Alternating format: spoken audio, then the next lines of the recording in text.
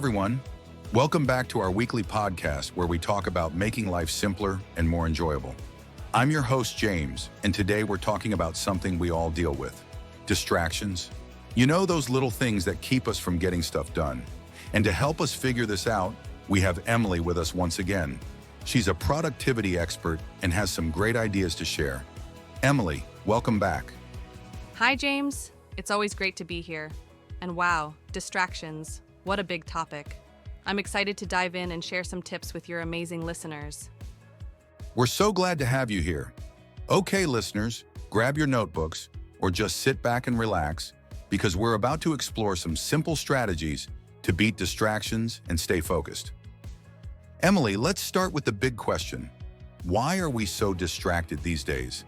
It feels like there's always something pulling our attention away. Great question, James. Distractions are everywhere. Our phones, social media, notifications, even our own thoughts. One big reason is technology. Our devices are designed to grab our attention, and we often don't realize how much time we spend on them. So true. I once opened my phone to check one email and ended up scrolling Instagram for an hour. Not my proudest moment. We've all been there. Another reason is our busy lives. We juggle so many things: work, family, friends, and it's easy to feel overwhelmed. When that happens, we get distracted more easily because our brains are tired. Wow, that makes sense. But is it just about phones and being busy, or is there more to it? Good question. There's more to it for sure. Sometimes distractions come from within, like daydreaming or worrying about something. Our brains love to wander, especially when we're not fully engaged in a task. Let's expand on that, Emily. How do our habits play a role in distractions? Habits are key. If we're used to checking our phones every 10 minutes or jumping between tasks, those habits become automatic. The good news is, we can build better habits to stay focused. Emily, let's talk about why distractions are a problem. I mean, are they really that bad? Yes, James. Distractions can cost us a lot: time, energy, and even peace of mind. Imagine working on an important task, and suddenly you get a notification. It takes about 23 minutes to refocus after an interruption. 23 minutes? That's a lot of wasted time. I didn't know it was that bad. Exactly. And it's not just about time. Distractions can make us feel stressed because we're always switching between tasks. It's like running in circles. You're busy, but you don't get much done. That sounds exhausting. So it's not just about being less productive, it's about feeling more in control of our lives, right? Absolutely. When we manage distractions, we feel calmer and more accomplished. It's about working smarter, not harder. Let's explore how distractions affect creativity. What do you think, Emily? Great point, James. When we're constantly interrupted, it's hard to get into a creative flow. Creativity thrives in focused time, so managing distractions helps us think better and come up with great ideas. Okay, Emily, it's time for the good stuff. What can we do to avoid distractions and stay focused?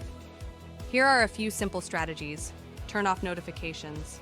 Start by silencing your phone or turning off non-essential notifications. You'll be surprised how peaceful it feels. Create a dedicated workspace. Find a quiet spot where you can focus. Even a small corner of a room can work if you make it your distraction-free zone. Use the Pomodoro Technique.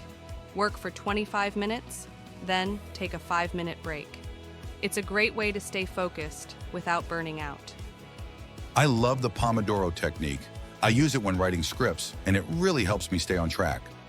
It's a game changer. Another tip is to set priorities. Start your day by deciding what's most important and tackle that first. That's so helpful.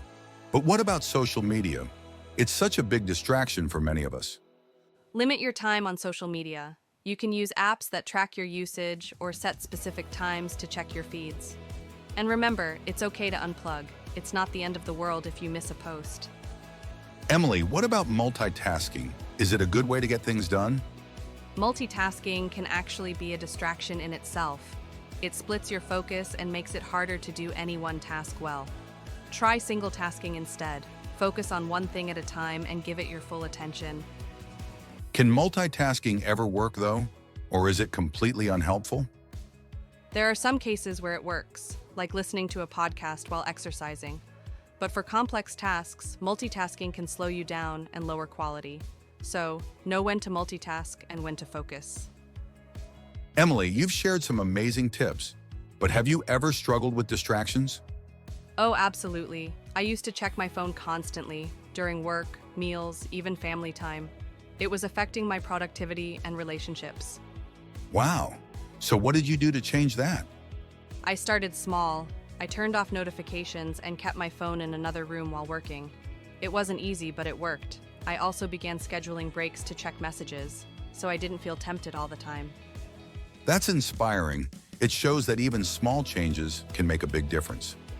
Emily, thank you so much for joining us today and sharing these practical strategies. I've learned a lot, and I'm sure our listeners have too. Thank you, James. And to everyone listening, remember, distractions are normal. What matters is finding ways to manage them and focus on what's important. Well said. Folks, if you enjoyed today's episode, don't forget to like, share, and subscribe. And tell us, what's one strategy you're going to try from today's episode? We'd love to hear from you. Until next time, stay focused and take care. Thanks for tuning in, everyone. Stay productive, stay happy, and we'll see you next time. Bye.